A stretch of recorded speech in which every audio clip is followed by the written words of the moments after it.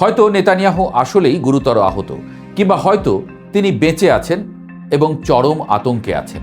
এই যে দুনিয়া জুড়ে গুজবের মহামারী, এর মূল কারণ হল আস্থার অভাব।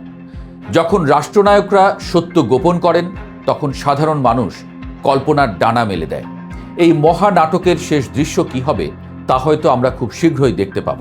কিন্তু ততক্ষণে মধ্যপ্রাচ্যের মানচিত্র যে চিরতরে বদলে যাবে তাতে কোনো সন্দেহ নেই।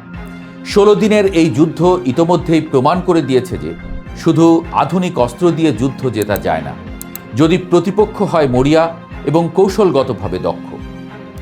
নিশ্চয়ই সামনের দিনগুলোতে আরও চমক অপেক্ষা করছে।